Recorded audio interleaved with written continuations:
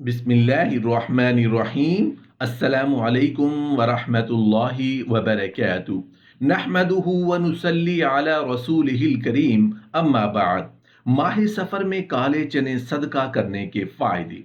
माह सफ़र में काले चने सदका करने से दौलत भी मिलेगी। माह सफ़र में काले चने सदका करने से रिज़्क में बेपनाह इजाफा होगा। माह सफ़र में काले चने सदका करने से घरों में रहमतों और बरकतों का नज़ूल होगा।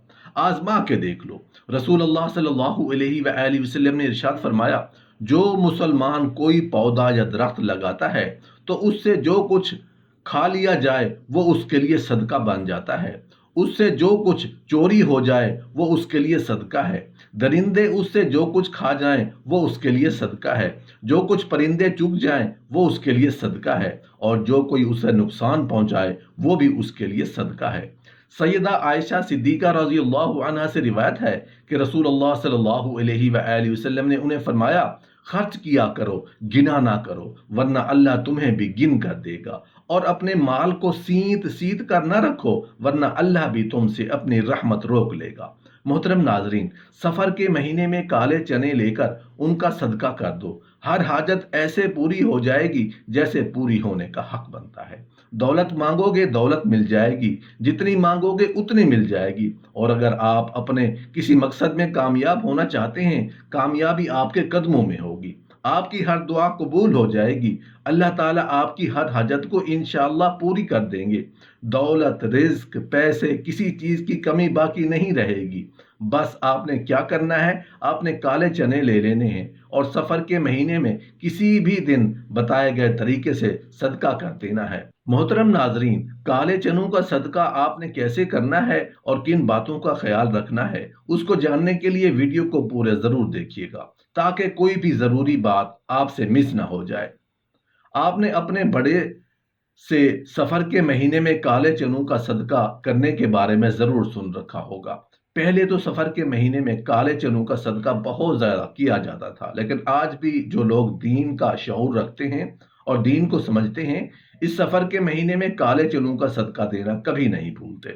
माह सफर के अलावा बाकी जितने भी इस्लामी महीने हैं, उनमें भी सफेद चीजों का सदका देना सबसे ज्यादा अफजल रहता है, लेकिन सफर के महीने में नहीं, बल्कि काले चनों का चीजों का सदका देना ज्यादा अफसल माना जाता है, क्योंकि सफर का महीना बाकी 11 महीनों की निस्बत बिल्कुल जुदा है। जैसा कि आपने भी सफर के महीने के बारे में जरूर सुन रखा होगा कि सफर के महीने में आसमान से बलाएं नाजिल की जाती हैं। आसमान से नाजिल होने वाली ये बलाएं जैसे ही जमीन पर उतरती हैं तो ये ऐसे लोगों को तलाश करने लगती हैं जिन पर ये आसानी से सवार हो सकें। अब जिन लोगों ने सफर के महीने में सदका किया होता है और खासकर काली चीज जैसे काले चनों का सदका किया होता है, तो ये बलाएं किसी भी सूरत उस शख्स पर सवार नहीं हो पाती। लेकिन ऐसे लोग जिन्होंने सदका नहीं किया होता, ये बलाएं उन पर सवार हो जाती हैं और पूरा साल के लिए, यानी आइंदा सफर का महीना आने तक उनके ऊपर ही सवार रहती हैं। आसमान से उतरने वाली हर बला अपने साथ कोई ना कोई मखसूस मुसीबत और परेशानी लेकर आती है। जैसे कुछ बलाएं अपने साथ बीमारी लेकर आती हैं, कुछ रिज़्क की तंगी, कुछ बेबरकती, कुछ अचानक आने वाले हादसात, जबकि कुछ लड़ाई झगड़े अपने साथ लेकर आती हैं। अब अगर किसी शख्स पर एक ऐसी बला सवार हो जाए जो अपने साथ रिज़्क की तंगी लेकर आई है, तो वो शख्स सख्त गुर्बत, रिज़्क की तंगी का शिकार हो जाएगा। फिर वो शख्स जितनी मर्जी कोशिशें कर ले, जो मर्जी हिकमत चला ले, कभी भी वो रिज़्क और दौलत के हवाले से खुशहाल नहीं हो पाएगा।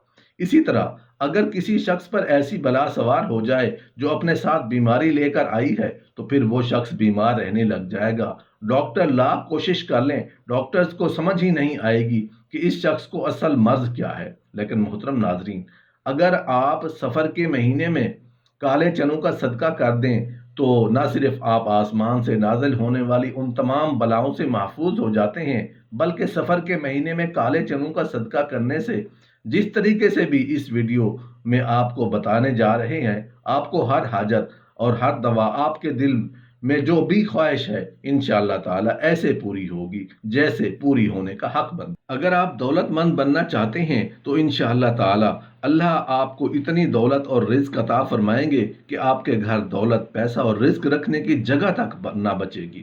اسی طرح اگر آپ کی کوئی اور حاجت ہے، آپ اپنے کسی اور مقصد میں کامیاب ہونا چاہتے ہیں، تو انشاءاللہ سفر کے مہینے میں کالے چنوں کا صدقہ دینے سے کے بعد آپ کی دعا ہر حاجت پوری ہو جائے گی۔ سفر کے مہینے میں کالے چنوں کا صدقہ دینے کا ایک اور فائدہ یہ ہے کہ آپ پورے سال کے لیے جادو ٹونے، نظر بد اور حسد سے کافی حد تک محفوظ ہو جاتے ہیں۔ تو چلیں دیکھ لیتے ہیں کہ کالے چنوں کا صدقہ آپ نے کیسے دینا ہے، اور بات کا آپ نے خاص طور پر خیال رکھنا ہے کہ کالے چنوں کا صدقہ دینے کے لیے آپ بازار سے 1 پاؤ کالے چنے لیں۔ ویسے آپ زیادہ چنوں کا بھی صدقہ کر سکتے ہیں، لیکن کم از کم آپ نے 1 پاؤ چنوں کا صدقہ لازمی کرنا ہے۔ کالے چنوں کو بازار سے لے آنے کے بعد آپ نے کالے چنوں کو اپنے سامنے رکھ لینے ہیں۔ اس کے بعد آپ نے 3 بار سورہ کوثر پڑھ لینی ہے۔ سورہ کوثر قرآن پاک کی سب سے چھوٹی لیکن سب سے طاقتور ترین سورت ہے، تو آپ نے 3 بار سورہ کوثر پڑھ لینی ہے۔ اس کے بعد آپ نے 3 بار ہی سورہ ناس پڑھ لینی ہے۔ سورہ ناس بھی بہت چھوٹی سی سورت ہے۔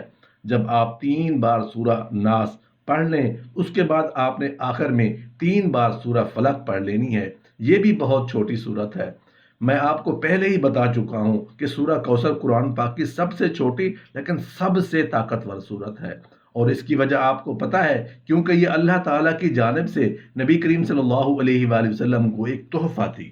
اللہ تعالیٰ نے سورہ کوثر میں نبی کریم صلی اللہ علیہ وآلہ وسلم کو یہ دلاسا دیا تھا کہ جو لوگ آپ کو ابتر کہہ رہے ہیں، نعوذ باللہ وہ اصل میں خود ابتر ہیں۔ آپ کا نام رہتی دنیا تک باقی رہے گا، اور یہی چیز سورہ کوثر کو قرآن پاک کی سب سے چھوٹی اور سب سے طاقتور ترین سورت بنا دیتی ہے۔ اسی طرح اگر سورہ ناس اور سورہ فلق کی بات کریں تو یہ دونوں بھی بہت چھوٹی چھوٹی سورتیں ہیں، لیکن بے حد طاقت۔ سورہ الناس اور سورہ فلق پڑھنے والا جن اور انسان دونوں کے شر سے محفوظ ہو جاتا ہے، حاسد کی حسد سے محفوظ ہو جاتا ہے، آسمانی بلائیں اس پر نازل ہونے کا سوچ تک نہیں سکتی، اچانک آنے والی مصیبتوں اور حادثات سے انسان مکمل طور پر محفوظ ہو جاتا ہے۔ تو محترم ناظرین، جب آپ 3 بار سورہ کوثر اور سورہ فلق اور سورہ ناس پڑھ لیں، اس کے بعد آپ نے جو سامنے چنے رکھے ہوتے ہیں ان کو آپ نے صدقہ کر دینا ہے۔ کالے چنوں کو آپ نے صدقہ کس طریقے سے کرنا ہے یہ بھی نوٹ فرما لیں۔ سب سے پہلی چیز جس کا آپ نے خیال رکھنا ہے کہ کالے چنوں کو کبھی بھی آپ نے کچا صدقہ نہیں کرنا، یعنی بنا پکائے کسی کو نہیں دینا، اور نہ ہی آپ نے کالے چنوں کو کسی چوراہے میں پھینک دینا ہے یا کسی قبرستان اور ندی نالے میں پھینک دینا ہے۔ یہ تمام غیر اسلامی حرکتیں ہیں۔ آپ نے ان کالے چنوں کو پکا کر صدقہ کرنا ہے۔ اب کچھ لوگ کیا کرتے ہیں، کچھ لوگ کالے چنوں کا صرف ابال لیتے ہیں، اور جب کالے چنے ابل جاتے ہیں، اچھی طرح سے گل جاتے ہیں، تو ان کالے چنوں کو گلی محلے میں یا غریب بچوں میں تقسیم کر دیا جاتا ہے۔ اگر آپ ابلے ہوئے کالے چنوں کو چھوٹے چھوٹے پیکٹوں میں ڈال کر بچوں میں تقسیم کریں تو بچے بہت شوق سے لیتے ہیں۔